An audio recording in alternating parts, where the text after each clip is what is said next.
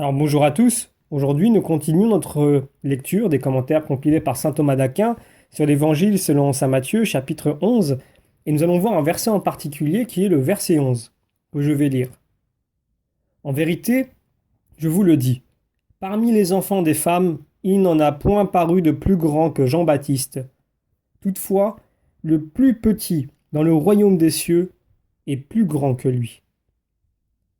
Alors, prenons tout de suite les commentaires de plusieurs pères de l'Église, et notamment nous commençons par Saint Jean Chrysostome, qui nous rappelle que notre Seigneur ne se contente pas ici de faire l'éloge de Jean-Baptiste, en rendant le témoignage que lui rend le prophète.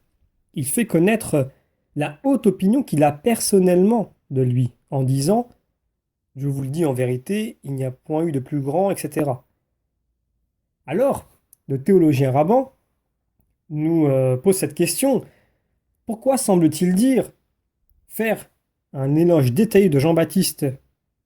Je vous le dis en vérité, entre ceux qui sont nés des femmes, etc., il n'y en a point eu de plus grand. Il dit entre les enfants des femmes et non des vierges. Donc le mot femme exprime dans le sens propre celles qui n'ont plus leur virginité. Donc si Marie est quelquefois appelée femme dans l'Évangile, il faut se rappeler que cette expression n'est employée que pour désigner son sexe, comme dans ce passage « Femme, voici votre fils ». Donc Saint Jérôme nous explique que notre Seigneur élève Jean-Baptiste au-dessus des hommes qui sont nés des femmes et de leur union avec l'homme, mais non pas au-dessus de celui qui est né de la Vierge et de l'Esprit Saint.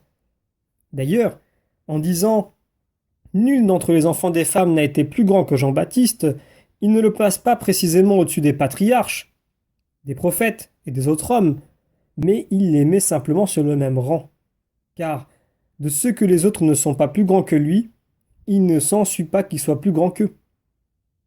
Mais, nous dit saint Jean Chrysostome, comme la justice est si élevée qu'il n'y a que Dieu seul qui puisse en atteindre la perfection, je pense que les saints, aux yeux si pénétrants du souverain juge, sont dans un degré plus ou moins élevé les uns que les autres, et nous devons en conclure celui au-dessus, duquel il n'y en a point de plus grand, et lui-même plus grand que tous les autres.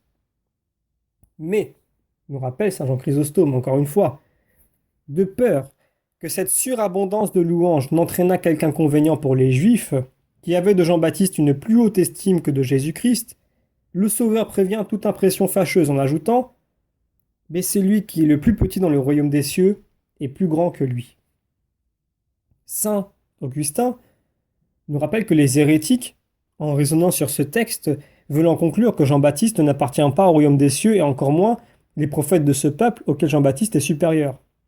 Or, ces paroles de notre Seigneur peuvent s'entendre de deux manières.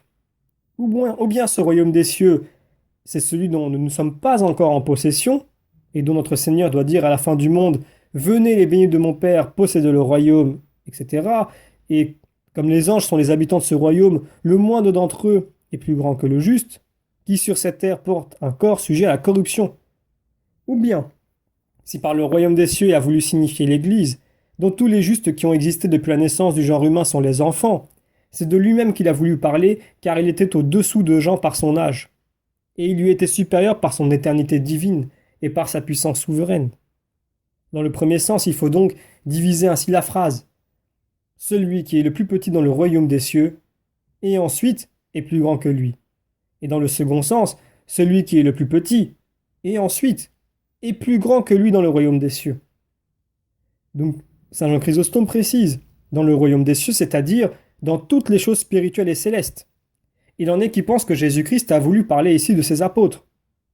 Mais pour nous dit saint Jérôme pour terminer, nous entendons tout simplement ces paroles en ce sens, que tout homme juste qui est déjà réuni au Seigneur est plus grand que celui qui se trouve encore au milieu des combats, car il y a une grande différence entre celui qui a déjà reçu la couronne de la victoire et celui qui soutient encore sur le champ de bataille tous les efforts de ses ennemis. Alors donc, nous terminons ici les commentaires de ce verset de l'Évangile selon saint Matthieu, donc le verset 11 du chapitre 11.